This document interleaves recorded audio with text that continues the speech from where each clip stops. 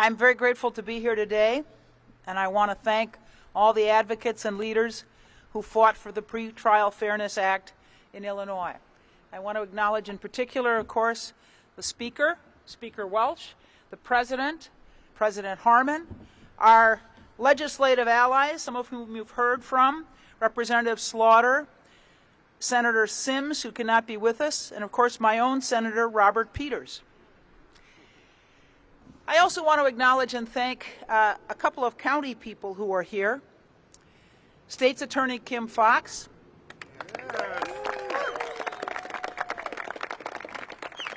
and Public Defender Sharon Mitchell.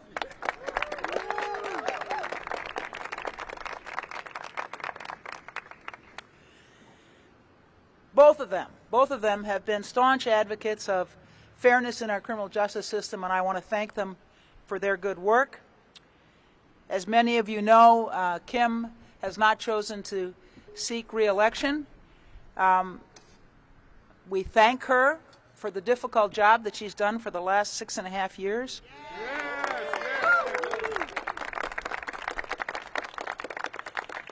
And I want to thank Sharon Mitchell, who's been with us for a couple of years now, for his good work on behalf of the public defender, always a strong advocate for those who are ground up in our criminal justice system. Today our courts will end the use of archaic money bond that's caused harm to countless individuals and their communities. The money bond system wrongly tied access to financial resources to pretrial freedom. The result has been countless individuals, mostly from black and brown communities, spending days, weeks, months, years in jail just for being poor. Today we introduce new procedures and a hearing process carefully designed to ensure the serious decision to detain a person is rightly based on safety and not on their wealth. We take an historic step toward our promise to provide equal justice for all. As a former history teacher, I know moments like today are an opportunity to reflect on the past and look forward to the future. When we look back, we can see how far we've come. Throughout our history, like so many jurisdictions across the nation, Cook County experienced decades of racial segregation and disinvestment. Black and brown communities were subjected to over-policing and mass incarceration. And for many years, Cook County Jail was overcrowded. We now arrive at a milestone that represents a practical and ideological shift. We stand here today to mark our departure from practices that led to the unjust pre-trial detention of so many and the destabilization of their families and communities.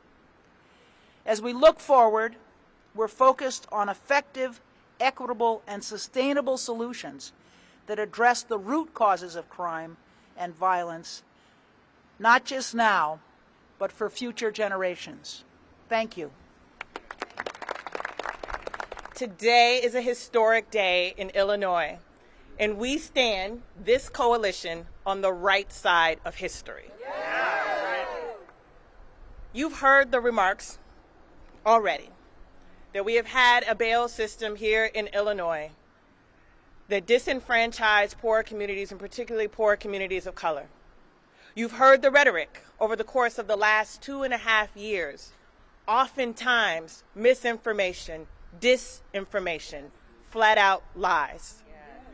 You have had an opportunity to have this law vetted in the courts here in Illinois and found to be constitutional. And today, September 18th, 2023, as we embark on this new era of history, I can assure you that the Cook County State's Attorney's Office stands ready to implement the Pretrial Fairness Act. I too would like to thank the advocates and activists who have worked tirelessly over the course of the last decade to see today come to fruition. I also too want to commend the brave leaders in our legislative bodies who championed this effort. And I must reiterate the word brave. There's a level of bravery that an elected official must have when they know that doing the right thing comes at a cost. There's a level of bravery that they must have when it becomes easier to hide behind rhetoric and lies than to stand with communities that have been impacted and fearlessly advocate on their behalf. We have seen over the course of the last 2.5 years every trick of the trade to try to dissuade this moment. And I would ask us why. What is so fearful about having a system that is fair and just? What is so disarming about making sure that people are not detained because they are poor? What is it about the demographic that is impacted by this system that is so chilling to others throughout this state? I would suggest to you that the fact of the matter is that this system that has been the status quo for so long, that disproportionately impacted poor Black and brown people, was fought so hard to maintain its status quo because it impacted poor Black and brown people. And what the Pretrial Fairness Act does is ensure that now that we don't have a system that is predatory on those who are poor, but a system that is detains people based on their threat to public safety. One of the things that is incredibly important for me to say as your state's attorney is that this bill, this law, was worked on in conjunction with advocates, victims' rights advocates, domestic violence advocates, those who have been impacted by this system, who have seen people who've been able to pay their way out of jail and cause harm. This effort to detain those who pose a real threat to our public, rather than detain those who are simply poor, is the right thing to do. And so I am tremendously proud of where we stand in Illinois today. I'm tremendously proud that we stand in front of this particular courthouse where, in conjunction with the public defender, the president's office, the chief judge's office, and these activists that you see here today, that we have worked over the course of the last 2.5 years to put Illinois on the map for good.